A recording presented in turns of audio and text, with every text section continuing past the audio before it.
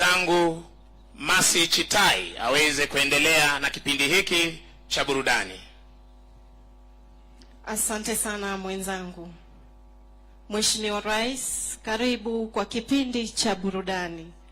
Watakao tufungulia kipindi hiki ni kwaya ya muungano wa shule zetu za majeshi ya ulinzi ya Kenya, eneo la Nanyuki. Wanafunzi tafadhali tuweze kujiandaa. Mheshimiwa Rais wataweza kutuletea wimbo wenye anwani amani, vile vile shairi lenye ujumbe heko kwa viongozi wetu na wanajeshi wetu kwa ujumla. Hali kadhalika watatuburudisha na shairi lao la pili lenye mada peace, wakiweza kuangazia baadhi tu ya juhudi za wanajeshi wetu kuhakikisha kuwa mipaka yetu iko salama na ina ulinzi wa hali ya juu. Vile vile ningependa tu kukujuza kuwa muungano huu wa kwaya hii ni ya wanafunzi wa eneo hili la Nanyuki. Wanafunzi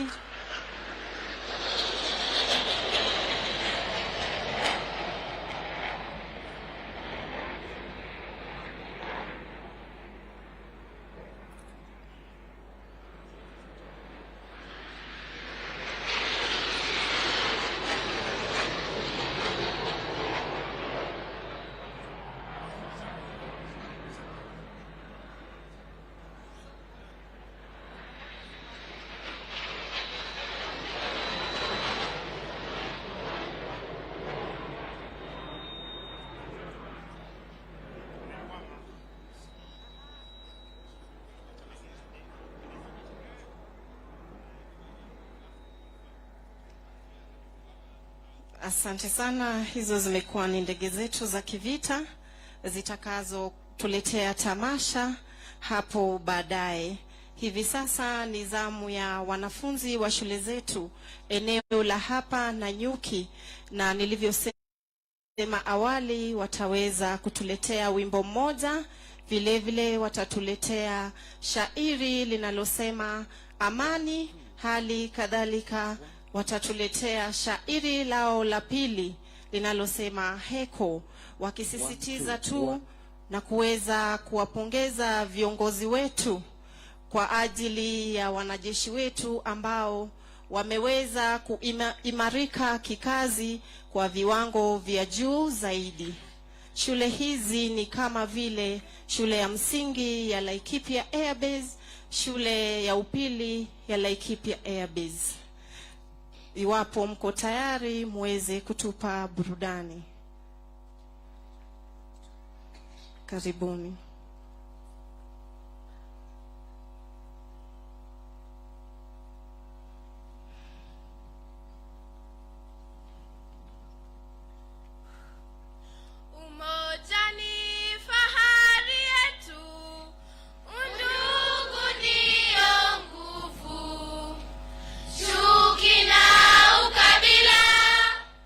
Hatutaki hata kamwe, ni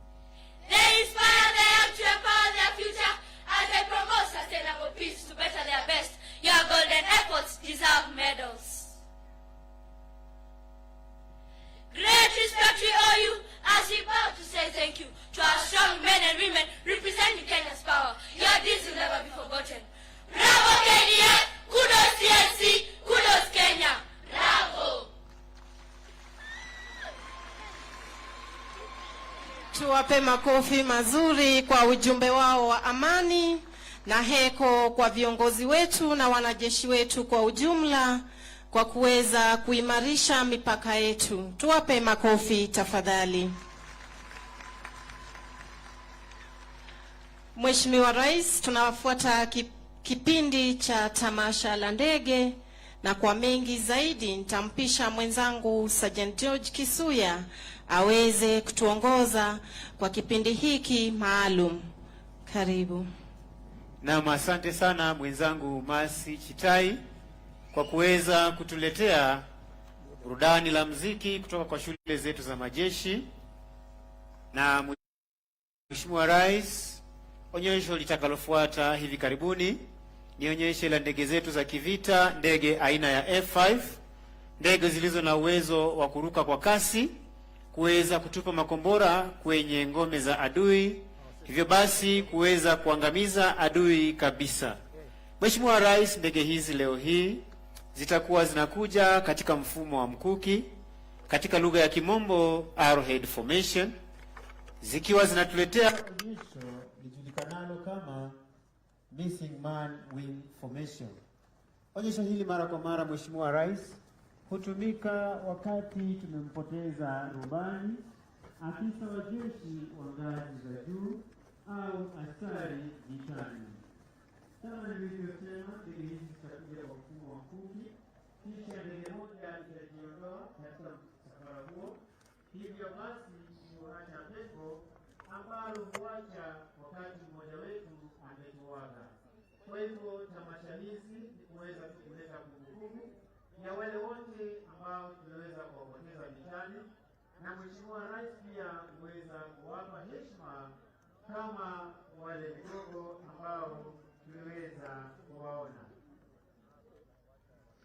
Na Mheshimiwa Rais, kama nilivyokuwa nikisema, ndege hizi zina uwezo wa kuruka kwa kasi na kutoa sauti kubwa, ngawaje ikiwa katika operesheni ambayo nyumbani huwezesha sauti hiyo, kwa kuwa haitaji hapa ni kule kwenye operesheni.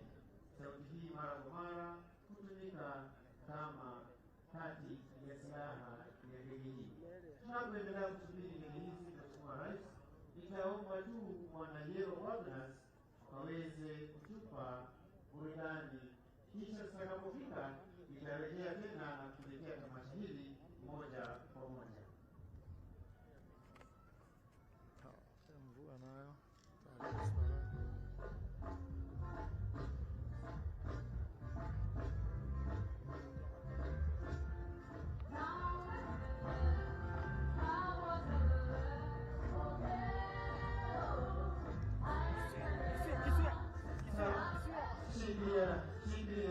Mheshimiwa Rais, ndege hizi kwa sasa angani zinakuja zikiwa kwa mfumo wa mkuki, zikitoka mkono wangu wa kulia zikiwa katika arrowhead formation, na zinakuja kwa umaridadi. Naomba tu Mheshimiwa Rais unaweze kutuma macho yako angani ukaweze kuona onyesho hili ambalo kwa sasa ndege inajiondoa kwenye msafara, na hivyo basi kuacha pengo na ndege zilizosalia kuweza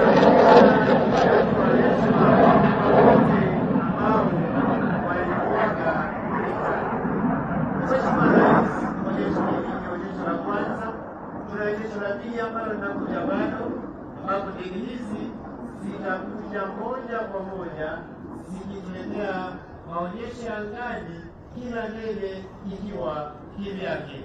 Mheshimiwa Rais, ndege ya kwanza itakuja na kutuletea mizunguko ijulikanayo kwa Kimombo kama roll of top. Mheshimiwa Rais, ndege itapaa juu kisha kulala chini na kurudi mahali ambapo imetoka. Ndege ya pili nayo ikituletea vertical roll. Vertical roll ni onyesho ambalo ndege huja kwa kasi kisha ikatupa mizunguko ya kushoto kuenda juu kabisa, lakini tofauti ni kwamba hairudi mahali imetoka. Kisha ndege ya tatu, Mheshimiwa Rais, nayo itatuletea 4-point roll. 4-point roll manake ndege hii inaletea mizunguko katika mizunguko ya kushoto. Mheshimiwa Rais angani, ndege ya kwanza ikija kwa maridadi kabisa kuinuka kwa juu kabisa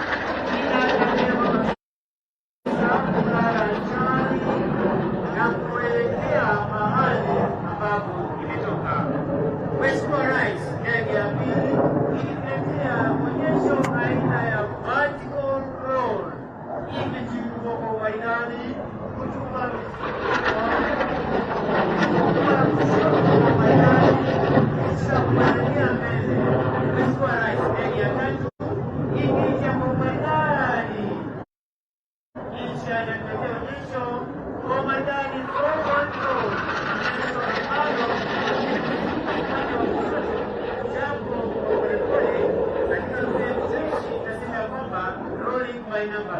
ndege nyingine Mheshimiwa Rais inaelekea kesho kama aerial roll. Ndege hii ikiwa inapaa kuelekea mbele kabisa mahali ambapo imetoka. Mheshimiwa Rais, ndege inayofuata kwa sasa ni ndege ya tano katika, na ndege hii inatuletea high speed show. Mheshimiwa Rais angani, ndio hiyo ndege hiyo inapita kwa kasi kabisa. Mheshimiwa Rais, katika maonyesho ya siku ya leo tuweze kuwapigia mawali wa makofi kwa kazi nzuri ambayo wanaendelea kuifanya. Mheshimiwa Rais, kwa sasa ndege hizi zitaweza kutua, japo zitatua kwa kasi, lakini mawali hawa wameweza kupata mafunzo wakahitimu, japo kwamba zitakuwa zikiwa kwa kasi, lakini watahakikisha kwamba hakuna dosari yoyote itatokea wakati ndege hizi zinatua. Mheshimiwa Rais, ndege hii aina ya F5 ni ndege ambayo ina uwezo wa kutupa makombora angani kwa angani, kwa lugha ya Kimombo air to air assault. Mashambulizi ambayo huweza kufanywa kwa ndege za adui, hivyo basi kuharibu kabisa ndege ya adui na kusitisha operesheni za adui za angani. Mheshimiwa Rais, ndege hizi pia ziko na uwezo wa kutupa makombora kutoka angani kuelekea ardhini, operesheni ambayo kwa Kimombo hujulikana kama air to ground assault.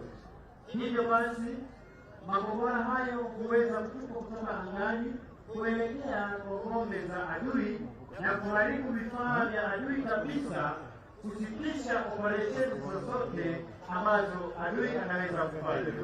Mheshimiwa Rais, pia ndege hii ina uwezo wa kutupa makombora kwa vyombo vya adui vilivyo majini. Kwa hivyo makombora haya yanapotupwa huweza kuharibu vifaa vyote vya adui vya majini, na hivyo basi kuhakikisha kwamba hata baharini iko shwari. Mheshimiwa Rais, uwezo wa ndege hii wa kuweza kupiga angani, kupiga ardhini na majini unatupa kuhakikisha kwamba anga letu liko shwari, ardhini tuko shwari, na hata majini tuko shwari, tukiungana na wenzetu kutoka vikosi vya wanamaji pamoja na vikosi vyetu vya Kenya Army. Mheshimiwa Rais, ndege hii ni nyepesi na wepesi wake kuiwezesha kuruka kwa kasi na pia kufanya mabadiliko angani ya haraka. Hivyo basi, kama kuna adui alikuwa ameiweka, huwa ni vigumu sana kuweza kuipata, kwa kuwa ndege hii ni nyepesi zaidi, na katika hali ya wepesi huu huweza kutoka makombora za adui, na pia wepesi huu huweza kufanya mashambulizi ambayo wengi kuwa hawatarajii, kwa kuwa inaweza kupita kwa kasi pasipo kutambulika. Mheshimiwa Rais, ndege hii ina uwezo wa kutoa sauti kuu almaarufu supersonic speed, na katika hali ya kuruka na kutoa sauti hiyo huweza kuwachanganya adui na wale adui ambao wamefikia ngomeni kuweza kusomoza, kwa sababu wanatambua sauti hii, na hapa nyumbani sauti hii tunaitambua kama sound of freedom. Mheshimiwa Rais, ndege hizi kwa uwezo wa marubani wetu zimeweza kuanza kutua moja baada ya nyingine, na baada ya ndege zote kuweza kutua litatuletea gwaride ambalo litapita mbele ya jukwaa lako Mheshimiwa Rais, gwaride ambalo ni la heshima kwako pamoja na wale wote ambao tuko hapa, sababu kuu ikiwa katika hali ya kawaida ya kijeshi, katika operesheni yote tukienda sharti turudi tukaweze kuweka gwaride la kusema kwamba kazi tuliyopewa tumeweza kuikamilisha, na hivi sasa tuko tayari kuweza kupokea maagizo ya kazi inayofuata. Mheshimiwa Rais, ndege hii aina ya F5 ina uwezo wa kurusha risasi za moto, kuitenda risasi ambazo husababisha maafa kwa adui, na pia wale adui ambao huweza kupata nafasi ya kukwepa marisasi haya huweza kutoka na alama ama majeruhi ambayo huwa kwao, na mara kwa mara ndege hii inapopita wanajua ya kwamba kitambo chao kimefika. Na katika dukuduku zangu za mtandao hivi majuzi tumeweza kuwa na usemi unaosema breathe don't run, lakini hii kwa adui wetu huwa haiwezekani, kwa kuwa ndege hii inapofika basi kauli mbiu huwa breathe run. Wanatoroka kwa sababu wanajua kwamba kitambo chao kimeweza kufika.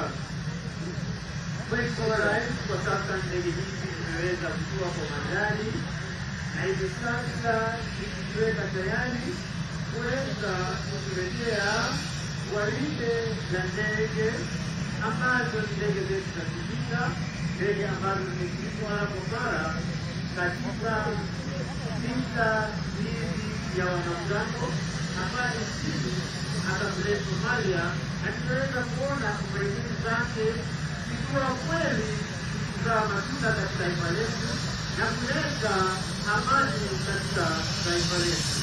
Mheshimiwa Rais, kama jinsi nilivyokuwa nimesisitiza, marubani hao wamefika hapa nyumbani na wao wamehitimu kuweza kuruka na ndege hizi kwa kwenda wakati na kuweza kuitisha ikiwa salama kabisa. Tunaomba wote kwa heshima ya marubani wetu tunaweza kusimama wanapotoa heshima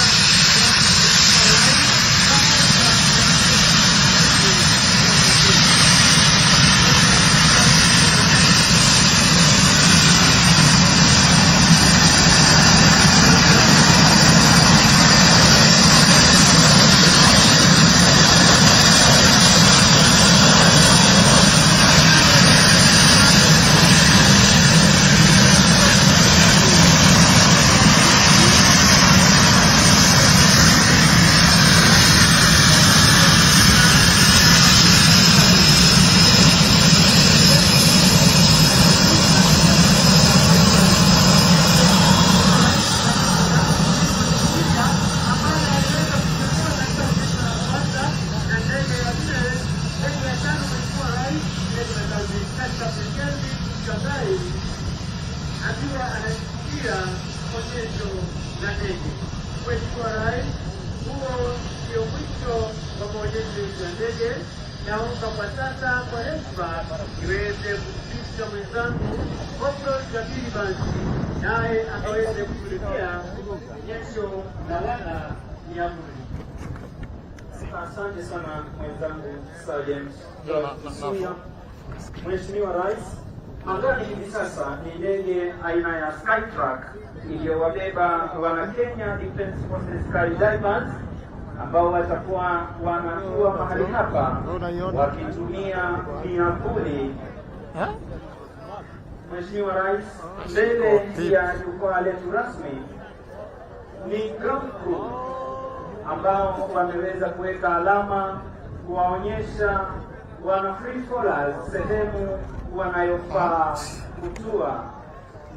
Mheshimiwa Rais, katika ground crew hapa huwa kuna madaktari waliohitimu ili kuweza kupambana na mikasa hatari wakati wa vita, na vilevile kuweza kuonyesha wanamiavuli sehemu mwafaka ya operesheni yao.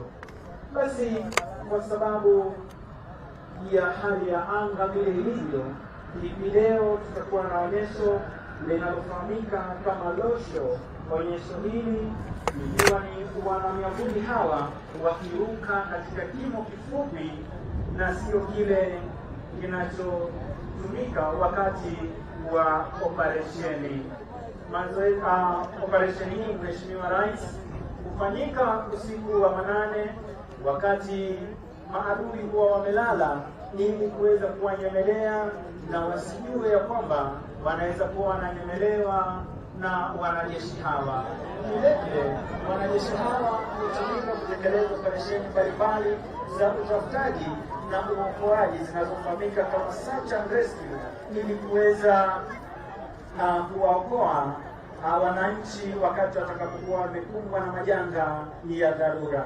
Kwa heshima, Mheshimiwa Rais, naomba uweze kusonga mbele ili kushuhudia wana skydivers ambao tayari wameweza kuruka kwenye ndege hiyo. Mheshimiwa Rais, tafadhali kwa heshima naomba uweze kusonga mbele ya jukwaa letu rasmi ili kuweza kushuhudia wana skydivers ambao tayari wameweza kuruka kutoka kwa ndege ile. Basi hivi sasa tayari wameweza kuifungua miavuli yao, na tukiangalia tunaona kwamba tuko na bendera yetu ya taifa, tuko na bendera yetu ya majeshi ya Kenya, tuko na bendera ya jeshi letu la nchi kavu, pamoja na bendera ya jeshi letu la wanamaji. Hivi sasa wakiwa angani, Mheshimiwa Rais, wanasoma eneo lao la operesheni, sehemu ambayo wanafaa kutua hivi sasa ili kuweza kutekeleza wajibu waliopewa. Ningependa tu kuwafahamisha ya kwamba wanajeshi hawa wakati kama huu huwa wamebeba mizigo mizito, ikiwemo chakula, zana za vita, pamoja na stakabadhi ambazo zitawawezesha kutekeleza majukumu yao kwa siku kadhaa ama ule muda ambao huwa wameweza kupewa. Wanateremka kwa umaridadi kabisa hivi sasa, wakiwa angani, wakipepea, wakishuka kwa umaridadi, wakitumia ujuzi na tajriba walionayo ili kuweza kutekeleza operesheni hii. Mheshimiwa Rais, mafunzo ya wanamiavuli hufanyika hapa nchini Kenya katika shule inayofahamika kama Special Operation Training School. Chini yake Luteni Kanali Simon Seda. Mheshimiwa Rais, ukiangalia mbele ya jukwaa letu rasmi, tunaona kwamba hapa Drop Zone Safety Officer ameweza kupuliza moshi ili kuashiria sehemu wanayofaa kutua, na vilevile kuweza kusoma upepo kadri unavyovuma. Basi wanakuja kwa utaratibu kabisa, wakiwa angani hivi sasa, wakiendelea kusoma eneo lao la operesheni, vilevile wakijadiliana jinsi watakavyotekeleza wajibu wao punde tu watakapotua mahali hapa. Basi wanakuja kwa maridadi kabisa. Mheshimiwa Rais, wanajeshi hawa ni mabiji wa kuruka, na mara nyingi wako na uwezo wa kukaa angani kwa muda mrefu zaidi, hasa iwapo watakuwa wameona kwamba labda eneo hili bado halijakuwa tayari kutua. Lakini wakiwa hapo angani huwa na mazungumzo yao spesheli kuweza kujuzana ni jinsi gani watakavyotekeleza wajibu wao. Basi wanaendelea kupepea kwa maridadi kabisa, wakiendelea kusoma eneo hili. Basi wanakuja kwa maridadi kabisa, kama nilivyokuwa nimesema hapo awali kwamba wana uwezo wa kuweza kukaa angani muda mrefu kabisa wakiendelea kusoma eneo hili la operesheni. Mheshimiwa Rais, vikosi hivi vya wanamiavuli viko chini yake kamanda anayefahamika kama Brigadier Ahmed Saman, ambaye ndiye kamanda wa operesheni spesheli za majeshi yetu ya ulinzi. Basi ukiangalia angani hivi sasa ni bendera 4 hewani ambazo zinapeperushwa, ikiwa ni bendera yetu ya taifa, ikiwa mikononi mwake Jump Master Sergeant John Kide, bendera ya majeshi yetu ya ulinzi ya Kenya ikiwa chini yake Jump Master Senior Sergeant James Yesora, pamoja na bendera ya jeshi letu la nchi kavu ambayo iko chini yake Jump Master Senior Sergeant Ashford Burana. Bendera ya jeshi letu la angani iko chini yake Jump Master Warrant Officer 2 Ronald Bichanga, na bendera ya jeshi letu la wanamaji ikiwa chini yake Jump Master Senior Sergeant Joseph Mudama. Basi wanakuja kwa maridadi kabisa, kwa utaratibu, wakiendelea kusoma eneo lao la operesheni. Basi tunaona kwamba bendera yetu ya taifa itakuwa inatangulia kuweza kutua mahali hapa, na kwa umaridadi, ujuzi na tajriba alionayo Jump Master Sergeant John Kide anaipeperusha bendera hii ya taifa kwa umaridadi kabisa, akifuatwa kwa ukaribu naye Jump Master Senior Sergeant James Yesora ambaye anaipeperusha bendera ya majeshi yetu ya ulinzi ya Kenya. Bendera ya jeshi letu la nchi kavu vile vile itaweza kupeperushwa mahali hapa, pamoja na bendera ya jeshi letu la angani. Vile vile mwisho kabisa pale ni bendera ya jeshi letu la wanamaji. Kwa umaridadi, kwa utaratibu, tajriba alionayo, anateremka vizuri kabisa akisoma eneo lao la operesheni, mahali alipotengewa kutua panapofahamika kama drop na panapofahamika kama desired impact point. Tumpe makofi mazuri. Bendera ya majeshi yetu ya ulinzi inateremshwa vizuri kabisa kwa maridadi hapa na Jump Master Senior Sergeant James Yesora. Bendera ya jeshi letu la nchi kavu inateremshwa kwa maridadi na Jump Master Senior Sergeant Ashford Burana. Bendera ya jeshi letu la angani ikiteremshwa na Jump Master Warrant Officer Ronald Bichanga. Tuwape makofi wanapokuwa mahali hapa salama kabisa. Tuongeze makofi wana skydivers kutoka majeshi yetu ya ulinzi ya Kenya. Bendera ya jeshi letu la wanamaji kwa umaridadi, utaratibu kabisa, ujuzi alionao na tajriba, Jump Master Senior Sergeant Joseph Mudama anaiteremsha mahali hapa sehemu aliyotengewa kutua inayofahamika kama desired impact point. Tupe makofi mazuri. Basi sasa tuko na magwiji watatu ambao wamesalia kule angani ili kuendelea kusoma iwapo wenzao wameweza kutua mahali hapa salama, na iwapo sehemu hii imekuwa salama kuweza kutua kabla yao kuweza kutua mahali hapa.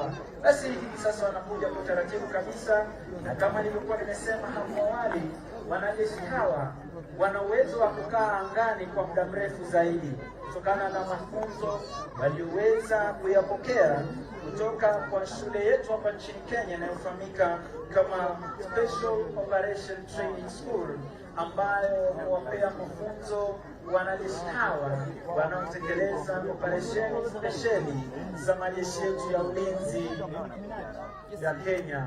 Basi wanakuja kwa maridadi kabisa hivi sasa, wakipeperusha miavuli hii kwa maridadi, wakitumia tajriba walizonazo na mafunzo ya kiwango cha juu kabisa. Mheshimiwa Rais, wanajeshi hawa mara nyingi zoezi hili halizoeleki, na hivyo basi kutumia msemo unaosema every jump is a new jump.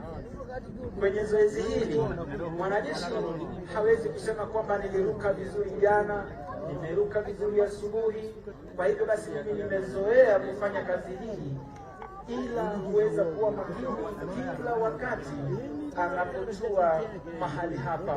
Basi anakuja vizuri kabisa hapa kwa umaridadi, akisoma eneo lake la operesheni, akiwa ni warrant officer 2 Paul Omasanja, ambaye anakuja kwa vizuri kabisa, akifuatwa hapa kwa ukaribu naye Senior Sergeant Paul Bogo, pamoja naye Jump Master anayefahamika kama Qualified Master Senior Instructor Warrant Officer 2 Summit Rock, ambaye ameweza kubaki pale nyuma kuangalia wenzake jinsi wanavyotua kwa umaridadi. Warrant Officer 2 Paul Omasanja anatua sehemu aliyotengewa kwa maridadi kabisa. Tumpe makofi kuja anapotua mahali hapa, akifuata kwa karibu kabisa hapa naye Senior Sergeant Paul Bogo, ambaye anatua mahali hapa kwa umaridadi kabisa, akichezesha miguu yake kwa umaridadi. Wa mwisho kutua mahali hapa Jump Master Warrant Officer 2 Summit Rock. Tuwape makofi na sisi wana Kenya Defense Forces Skydivers kwa onyesho hili la wanamiavuli. Basi kama ilivyo kawaida, Mheshimiwa Rais, wanajeshi hawa wanapotua mahali hapa huweza kukunja parachuti zao haraka iwezekanavyo, kwa kuhofia iwapo watakuwa wameonekana na maadui, basi wasije wakapatikana mahali hapa.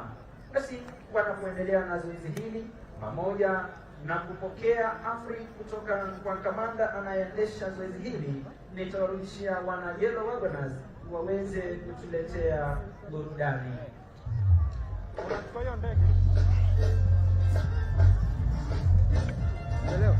Yes sir.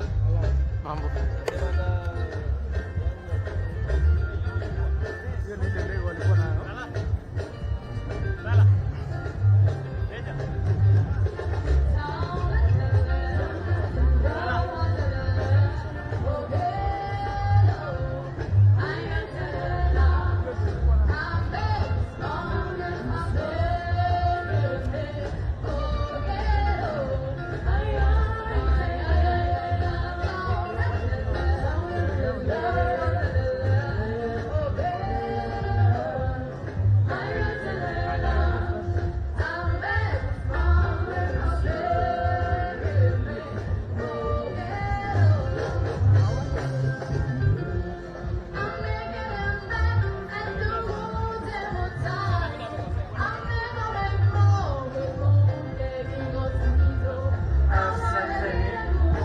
Asanteni sana wana Yellow Wagoners kwa burudani hilo.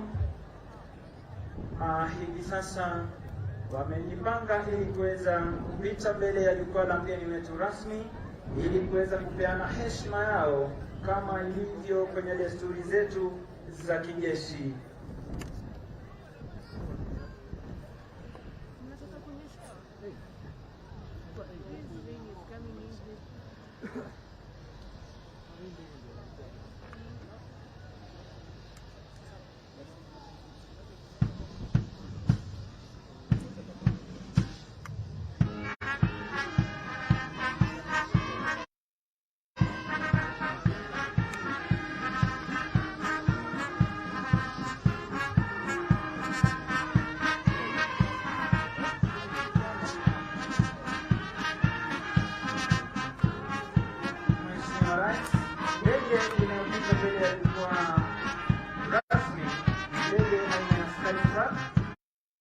Ambayo ilikuwa imewabeba wana Kenya Defense Skydivers ambao wanapita mbele ya jukwaa hili kuweza kupeana heshima yao, wakiongozwa na Qualified Master Senior Instructor Jump Master Warrant Officer 2 Sami Liwa. Kwa heshima naomba sote tusimame.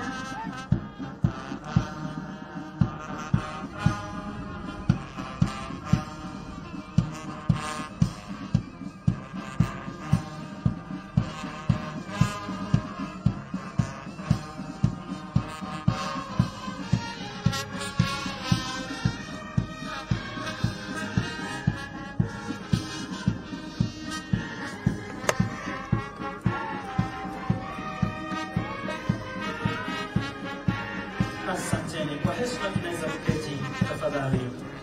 Mheshimiwa Rais, wanajeshi siku zote mambo yao ni sawasawa, wanatembea sawasawa, wanavalia sawasawa na vile wanapigana vita kisawasawa.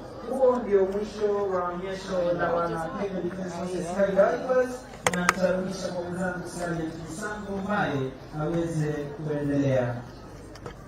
Basi Mheshimiwa Rais, huo ni mwisho wa kipindi hiki cha burudani, na hivi sasa Mheshimiwa Rais, Mheshimiwa Naibu wa Rais, waheshimiwa mawaziri, Mkuu wa Majeshi ya Ulinzi ya Kenya, Katibu wa kudumu wizara mbalimbali, Naibu Mkuu wa Majeshi ya Ulinzi, Service Commanders, itifaki zote zikizingatiwa, kinafuata kipindi cha hotuba, na kwa heshima naomba nimwalike Mkuu wa Majeshi ya Ulinzi Jenerali Robert Kibochi aweze kuendelea. CDF.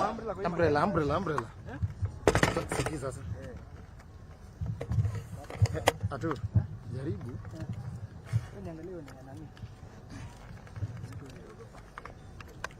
Na kamera. Your Excellency, the President of the Republic of Kenya, and Commander-in-Chief of the Defence Forces, Your Excellency, the Deputy President, the Cabinet Secretaries here present, Principal Secretaries here present, the Vice Chief of Defence Forces, all service commanders from all disciplines, general officers, members of Parliament here present, the defense attaches here present, members of the Military Wives Association of Kenya, KDF officers, service members, both serving and retired, KDF families, distinguished invited guests. Your Excellency, it is our distinguished honor to host you and distinguished invited guests today at the Laikipia Air Base as we observe the 11th anniversary of the Kenya Defence Forces Day. We are indeed grateful and conscious of the fact that Your Excellency has graced this occasion in the midst of your very busy schedule as you continue to structure your new administration. In this regard, permit me, Your Excellency, on behalf of the entire Kenya Defence Forces family, to congratulate Your Excellency on becoming the 5th President of the Republic of Kenya and the Commander-in-Chief of the Kenya Defence Forces.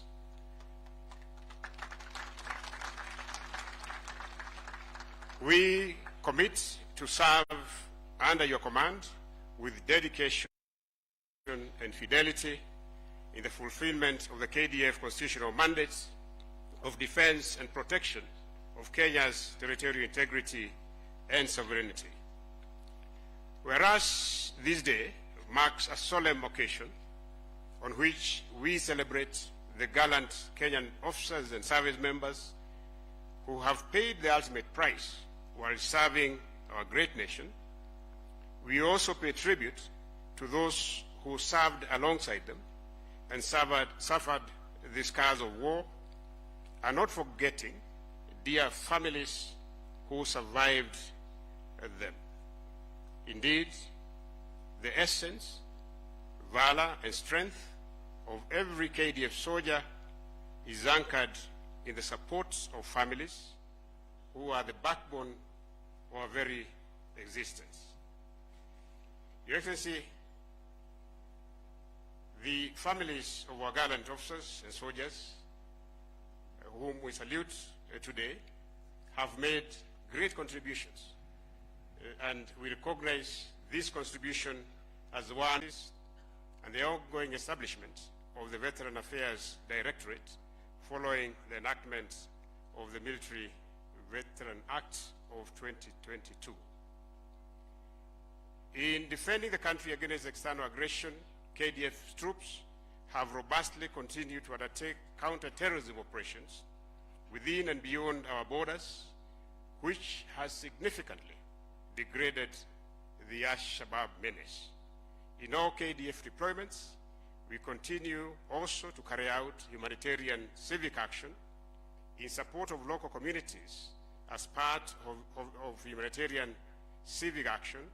In the past year, in countries of Baringo, Laikipia, Samburu, and Marsabit, we have done a lot of dams, including water ponds and boreholes.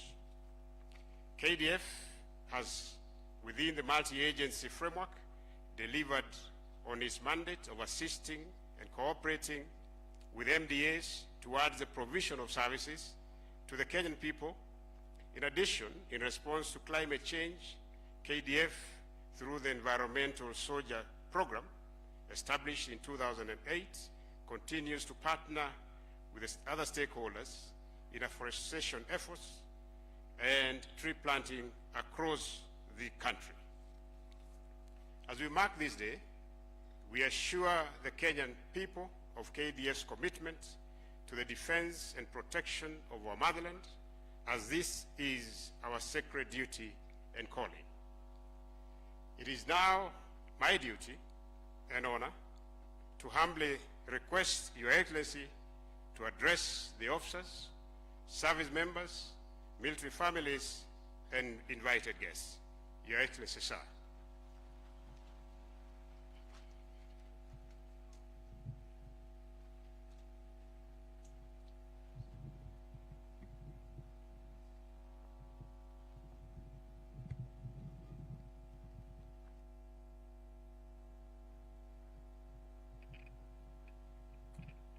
Thank you. Thank you very much. Please, let's take our seats.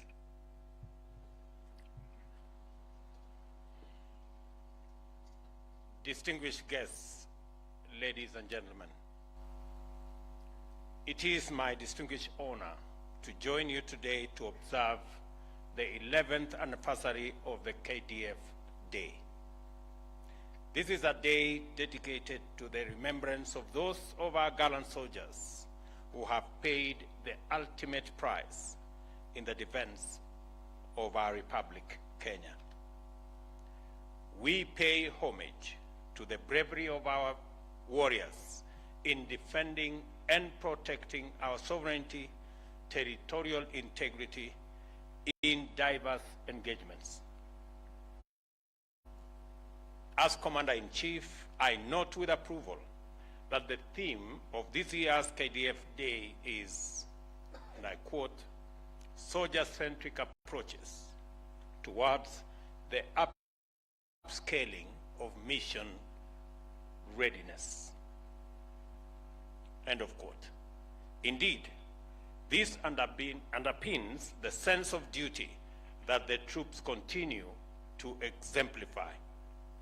Our freedom and sovereignty are hard-won products of great sacrifice that we must always guard with utmost vigilance in honor of those who sacrifice for it and in order for us to achieve sustainable development.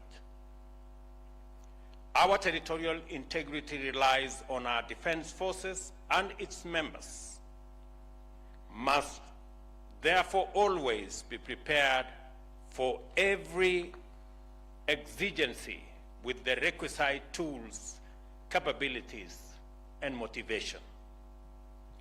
The tip of the nation's spear has always been and will always remain our troops, be they on land, in air, or at sea.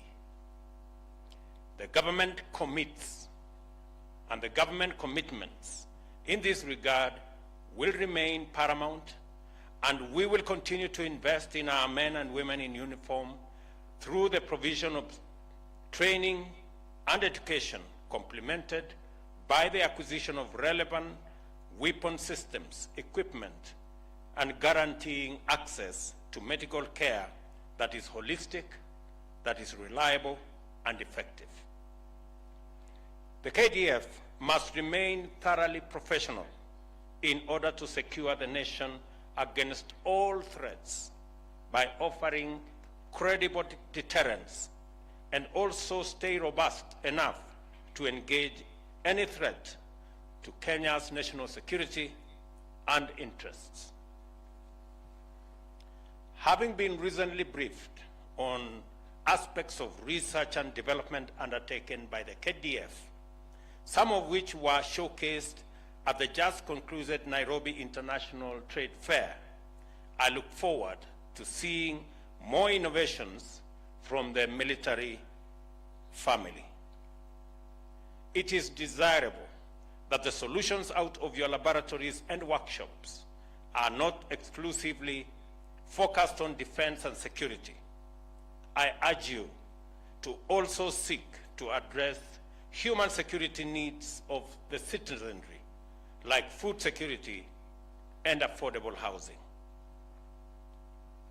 Indeed, the broader national purposes of our public service, insofar as they apply to defense forces, should find robust expression in the work that our gallant men and women in uniform undertake. I am delighted to observe that you have seized the opportunity of engaging with the citizenry as a platform to articulate our collective aspirations and give the best expression to our national values and principles of governance. Sustainable development being our ultimate principle of governance, it is encouraging that you continue to explore ways of lending a hand to the greater national effort. Significantly, ladies and gentlemen, Kenya needs to take steps towards self-sufficiency in simple defense articles, apparatus, and food. In fact, appropriate degree of military industrialization has spurred the growth of the civilian industry in other jurisdictions. Kenya thus needs to follow international best practice to achieve this desired self-sufficiency. I note also the secondary role the KDF has undertaken in support of other state agencies in disaster response, humanitarian support, and inter-community peace building. This is yet another chance for our forces to practice its magnificent tradition of articulating our values. Our soldiers embody national security and inspire confidence. Your participation at the core of efforts to solve human problems and respond to citizen needs entrench your capacity to touch hearts and to encourage people. Ladies and gentlemen, Kenya is committed to international as well as regional peace and security, as it is the only guarantor of amicable coexistence and regional economic growth. Our forces continue to be called upon by the African Union and United Nations to augment peace support operations in Africa and beyond. And I have had a conversation with the leadership of our KDF to expand our efforts in peacekeeping across the globe. Some of the sacrifices of our soldiers, therefore, are not confined to our immediate borders. The legacy of Kenyan peacekeepers has been appreciated as far away as West Africa. We are proud of your achievements as Kenya's unique ambassadors and proud champions of the Kenyan winning way. As a responsible member of the global community, our stand on the war on terror speaks for itself.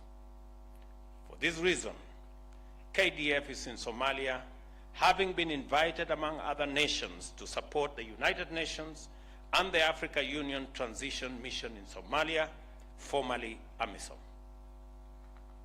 This contribution supports the efforts of the international community in pursuing peace in the Horn of Africa. Ladies and gentlemen, the welfare of soldiers and their families is a priority.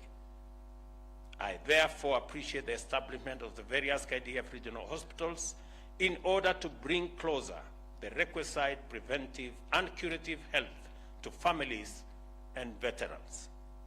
This initiative saves costly and lengthy trips to Nairobi for treatment. Ladies and gentlemen, as I conclude, I take this opportunity to rally our distinguished citizens to maintain the noble tradition of honoring the service of all our men and women in uniform, and in appreciating the heroic sacrifices they are called upon to make for us to live in peace and in freedom. We must renew our commitment to do our part in doing all we can and do it right. Let selfless service define the work we all do for our country, regardless of whether we are soldiers or otherwise engaged. In any case, Kenya is the collective project of 50 million Kenyans, citizens doing their bit, our men in uniform doing their part, and the people in the executive, in the legislature, and in the judiciary playing their role. We must perceive our daily duties, whatever form they take, as contributing to the broader collective endeavor in pursuit of sustainable development, and apply ourselves accordingly. Every day in Kenya should be a day of work and service, and every moment a celebration of patriotism. I further commend the spouses of our service members who remain at home, holding fort as their loved ones are away on deployment. Their work is silent, away from sight, with absolute loyalty and dedication to keep families together, thereby sustaining an indispensable support network to our officers. It is this affirming and nurturing network of loved ones which again become primary caregivers to those of our personnel who may, unfortunately, suffer critical war trauma, whether physiological or psychological, and their support is vital for healing and strength. We do not take this outstanding form of selfless national service for granted. And on behalf of a grateful nation, I appreciate you and I thank you. Let us therefore proceed on the understanding that we are united in service to uphold, protect, and defend our nation and its values, and to support one another along the way, because we are enlisted in one cause, the cause of one nation and one people. Finally, I am grateful to the Almighty God for this day, and I wish you His blessings as you travel back to your respective homes. May God always bless our defense forces, and may God bless our beloved nation, Kenya. Asanteni sana. Mheshimiwa Rais, hivi sasa litafuata gwaride la machweo ya jua litakaloletwa na bendi zetu za majeshi ya ulinzi ya Kenya. Bendi, tafadhali.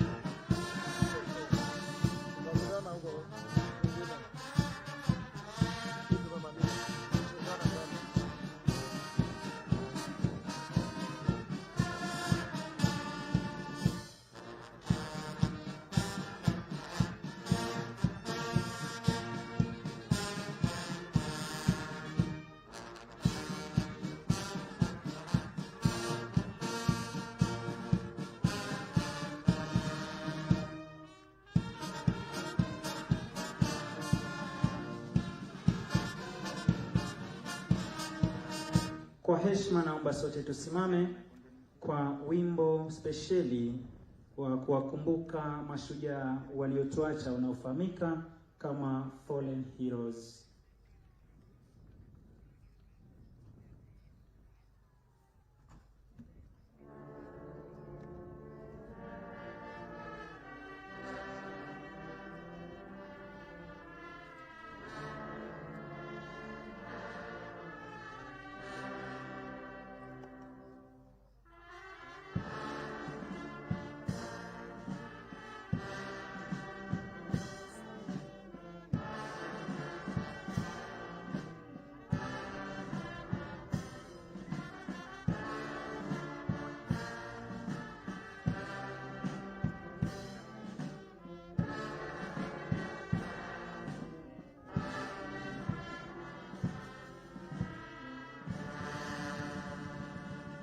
Kimya kifupi kwa heshima ya mashujaa waliotuacha. Asanteni.